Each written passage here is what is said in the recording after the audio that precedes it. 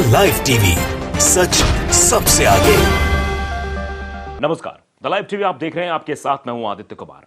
बड़े बड़े राजनीति को समझने वाले लोग ये मानते हैं कि स्वतंत्र लोकतंत्र या स्वच्छंद लोकतंत्र तभी हो सकता है जब विपक्ष कायदे से काम करे और विपक्ष को बोलने का हक दिया जाए। लेकिन आज के दौर में क्या हो रहा है, विपक्ष को पूरी तरह समाप्त करने की कोशिश की जा रही है। विपक्ष का कोई भी नेता खुलकर बोल नहीं पा रहा है। संसद से लेकर सड़क तक विपक्ष के नेताओं को सिर्फ अगर सड़क के बाहर वो प्रदर्शन करते तो उन्हें डिटेन कर लिया जाता है, सदन के अंदर करते हैं तो उन्हें बर्खास्त कर दिया जाता है। एक के बाद एक मुकदमे करके साइडलाइन करने की कोशिश उन नेताओं के खिलाफ हो रही है जो नेता मुखर होकर अपनी बात को रखते हैं। आप समझिए कि आजम खान ले लीजिए, आजम खान के बेटे को ले लीजिए, अब आप समझिए कि और भी जो विपक्ष के तमाम नेता उन पर कैसे शिकंजा कसा जाता है, जो संस्थाएं, सरकारी संस्थाएं वो किस तरीके से काम करती हैं, सब भी आप देख रहे हैं। और अब राहुल गांधी पर हम चर्चा इसलिए कर रहे हैं कि राहुल गांधी को 2 साल की सजा सुना दी गई है और राहुल गांधी की लोकसभा सदस्यता रद्द हो गई है, क्योंकि राहुल गांधी को एक मामले में सूरत हाईकोर्ट की तरफ से 2 साल की सजा सुनाई गई है। और उस 2 साल की सजा की वजह से, क्योंकि ये नियम बन चुका है, नया नियम जो अब आया है, वो नियम ये कहता है, जनप्रतिनिधित्व कानून के तहत वो नियम आया, वो नियम ये कहता है कि अगर 2 साल या 2 साल से ऊपर की सजा आपको होती है तो आप जिस सदन के सदस्य हैं वहां से आपकी सदस्यता रद्द हो जाएगी और फिर आगे आप चुनाव भी नहीं लड़ पाएंगे। ये भी समस्या आपके सामने मुंह खड़ी हो जाएगी। तो ये समस्या अभी तक, क्योंकि आजम खान देख रहे थे, आजम खान के साथ साथ अभी आजम खान के बेटे, और अब ये समस्या जो है वो राहुल गांधी के सामने आ गई है। राहुल गांधी की सदस्यता चली गई है, चुनाव लड़ना उनका पूरी तरीके से मुश्किल हो गया है। तो ये सवाल इसलिए खड़ा हो रहा है कि भाई क्या विपक्ष को समाप्त करने की कोशिश हो रही है?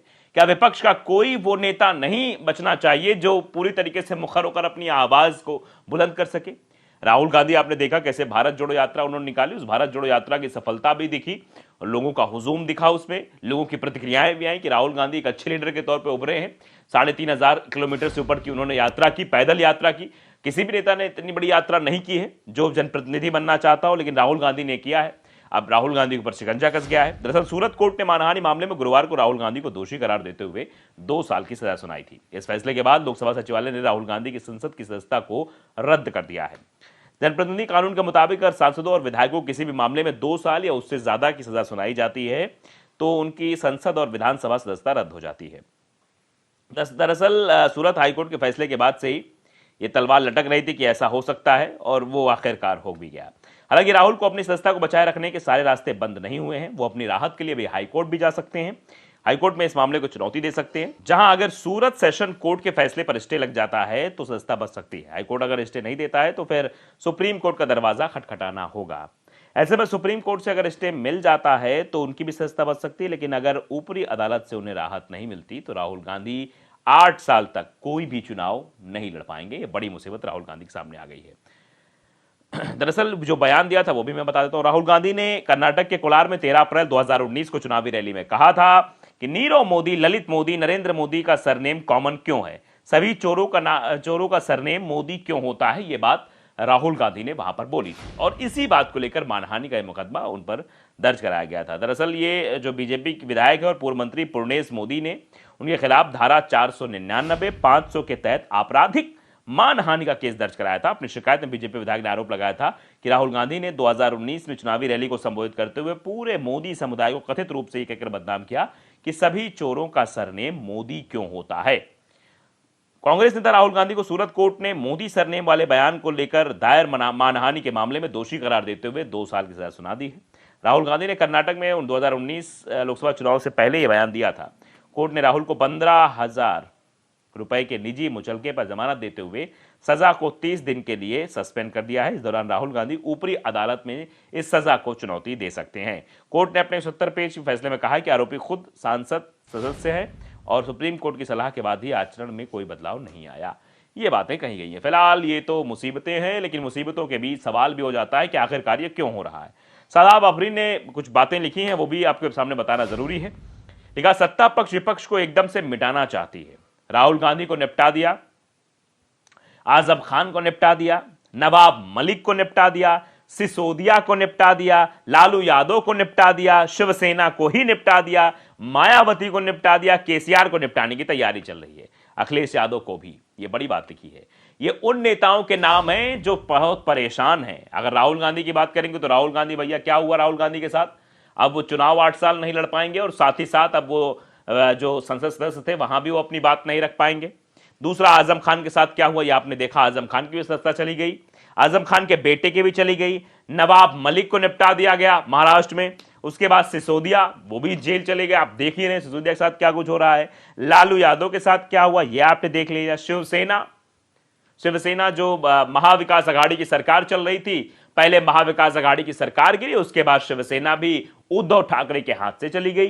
शिवसेना एकनाथ शिंदे के पास आ गई, उसमें सारा गुणा गणित जो है वो बीजेपी का ही था, क्योंकि उस समय भी एकनाथ शिंदे बार बार ये कह रहे थे कि मेरे पीछे एक शक्ति है, वो शक्ति ही मतलब सारा काम कर रही थी। वो शक्ति कोई और नहीं बल्कि भारतीय जनता पार्टी के बड़े कद्दावर नेताओं में से एक कौन कौन है आप जानते हैं, उन्हीं लोगों की ये पूरी तिकड़ी थी, ऐसा लोगों द्वारा बताया जाता है। राजनीतिक विशेषज्ञ जो है वो इस बात को बखूबी रखते हैं कि भैया ये रणनीति के तहत काम किया गया, इसलिए चाहिए। केसीआर को निपटाने की तैयारी चल रही है, मायावती को निपटा दिया, मायावती शून्य पर आ गई आपने देखा। और मायावती किस तरीके से एक समय जो वो प्रधानमंत्री बनने का सपना देख रही थी, आज स्थिति मायावती की क्या है। भारतीय जनता पार्टी किस तरीके से बढ़ रही है और बसपा लगातार घटती चली जा रही है। अब आप समझिए कि अखिलेश यादव को भी निपटाने की तैयारी। अखिलेश यादव जो कि अभी जितने भी चुनाव अखिलेश यादव लड़े उनमें सब में उनको शिकस्ती मिली है, कहीं से भी जीत मिलती हुई नहीं दिखाई दी।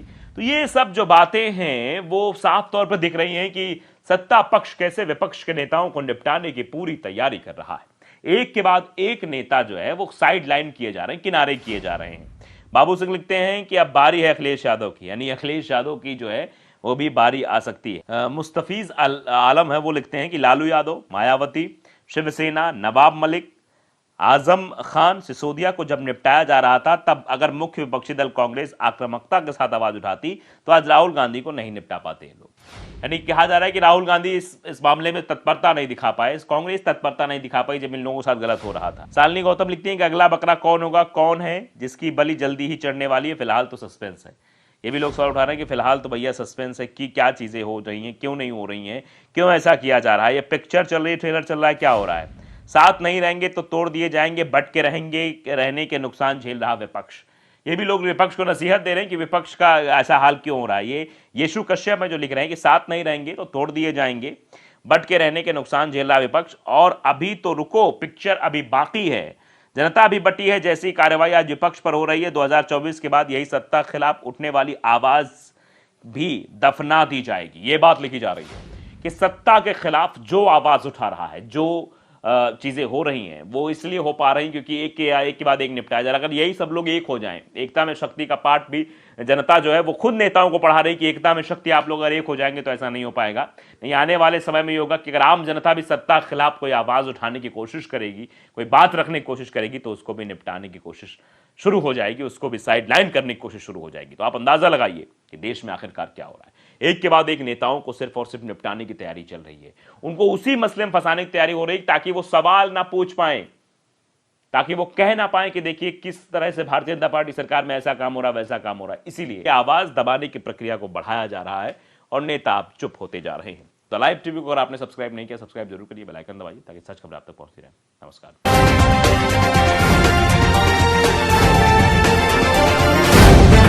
द लाइव टीवी, सच सबसे आगे।